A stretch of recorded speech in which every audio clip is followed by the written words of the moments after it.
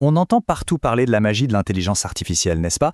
Mais et si la vraie révolution, la vraie magie, ne se trouvait pas dans l'IA elle-même, mais plutôt dans ce qui la nourrit? C'est de ça qu'on va parler aujourd'hui. Le rôle absolument crucial des données, du contexte, bref, le véritable moteur derrière la machine.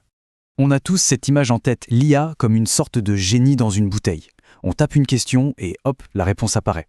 Sauf que pour générer du code qui soit vraiment pertinent, il y a un travail de l'ombre qui est juste colossal. La documentation. C'est ça le secret, la pièce maîtresse qui change absolument tout. Alors, voilà notre programme. D'abord, on va s'attaquer à cette fameuse illusion du vibe coder. Ensuite, on plongera dans les coûts cachés de l'IA, ce dont on ne parle pas assez. Après ça, on verra comment bâtir des fondations vraiment solides, pourquoi l'humain devient une sorte d'archiviste collectif, et pour finir, on essaiera de cerner la véritable promesse de cette technologie. Allez, on commence fort avec cette idée du vibe coder. C'est une image très séduisante, celle d'une créativité sans limite, mais qui en réalité cache un paradoxe très moderne. Et voilà le fameux grand écart. D'un côté, on a l'image du créateur qui génère du code à l'infini, presque par magie, juste au feeling. Et de l'autre, on a la réalité du terrain. La vraie valeur, elle vient de l'expert, celui qui, avec une rigueur quasi chirurgicale, va documenter et structurer l'information pour pouvoir vraiment guider l'IA. Ces deux mondes. Mais justement, cette génération de code à la volée sans aucune structure, ça a un coût. Un coût qui ne se voit pas tout de suite, mais qui est bien là. Regardons ça de plus près. Il suffit de regarder cette frise pour comprendre. On assiste à une véritable course à l'armement des fenêtres de contexte qui sont de plus en plus gigantesques. Et attention, ce n'est pas juste une question de performance, c'est avant tout une nécessité pour combattre le pire ennemi de l'IA, les hallucinations. En clair, plus on peut donner de contexte au modèle, moins il va se mettre à inventer n'importe quoi. Et voilà le chiffre qui fait mal, vraiment. Sans une structure claire, sans un contexte solide, jusqu'à 90% du code généré par une IA pourrait tout simplement finir à la poubelle. C'est un gaspillage absolument monumental, en énergie, en ressources et bien sûr en temps humain. Et ce gâchis n'est pas seulement matériel, non, il est aussi profondément humain. On risque de passer de l'euphorie de la création instantanée à ce qu'on pourrait appeler un bore-out systémique. C'est cet épuisement professionnel qui ne vient pas du surmenage, mais du sentiment de faire un travail jetable, un travail qui n'a plus de sens ni d'impact réel.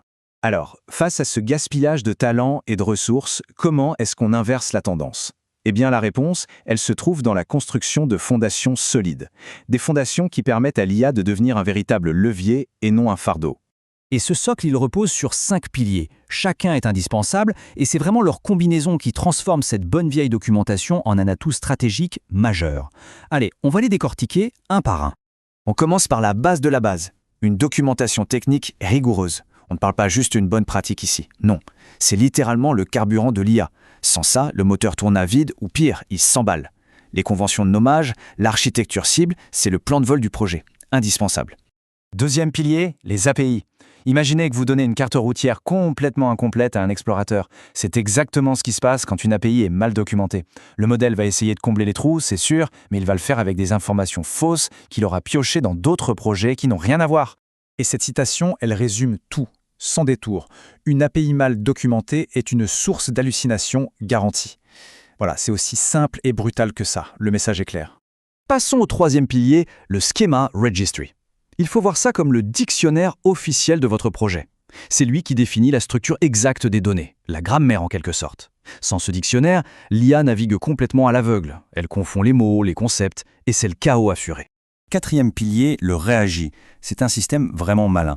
Plutôt que de noyer l'IA sous des tonnes de documentation d'un coup, le RAG agit comme un super bibliothécaire. Au moment où on lui pose une question, il va chercher uniquement le document pertinent pour y répondre. Résultat, c'est plus précis, plus rapide et ça coûte beaucoup, beaucoup moins cher. Et on arrive au cinquième et dernier pilier, l'écosystème MCP. Alors ça, c'est ce qui va donner des mains à l'IA. Grâce à ce protocole, le modèle peut enfin interagir directement avec les outils internes. Le CMS, les bases de données, les API. L'IA ne se contente plus de parler, elle peut agir. C'est un vrai game changer. Bon, maintenant que ces fondations techniques sont en place, parlons un peu de l'humain dans tout ça. Parce que son rôle est absolument central, irremplaçable, même s'il est souvent sous-estimé. Voilà toute la différence, elle est là. L'IA, c'est un amplificateur phénoménal. Elle synthétise ce qui existe déjà. Elle reproduit des schémas, elle élargit notre impact.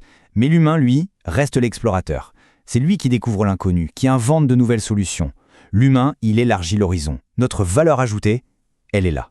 Et ce travail de documentation, de construction du savoir, ce n'est surtout pas un travail solitaire, non, c'est un acte collectif. Le développeur apporte sa connaissance des contraintes techniques. L'architecte, lui, veille à la cohérence globale du système. Et le product owner, il traduit les besoins du métier en règles claires. Chaque perspective est vitale pour construire une base de connaissances qui soit vraiment robuste.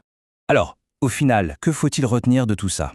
Quelle est la véritable promesse de l'IA, si on la regarde sous cet angle un peu différent? Et c'est peut-être ça la leçon la plus importante de toutes. L'IA générative, elle ne récompense pas forcément celui qui code le plus vite. Non, elle redistribue complètement les cartes. Et elle les donne à celles et ceux qui ont la pensée la plus claire, la plus structurée. La conclusion, du coup, elle est assez radicale. La documentation, ce n'est plus cette corvée qu'on repousse à la fin du projet, ça devient un actif stratégique de tout premier ordre, un véritable avantage compétitif. Et donc la question qu'on peut se poser pour finir, c'est la suivante. Les équipes sont-elles prêtes à faire cette transition? Prêtes à passer de simples codeurs à de véritables architectes du savoir? Parce que c'est vraiment dans ce changement de mentalité que se trouve la clé pour une IA qui soit enfin à la hauteur de ses promesses.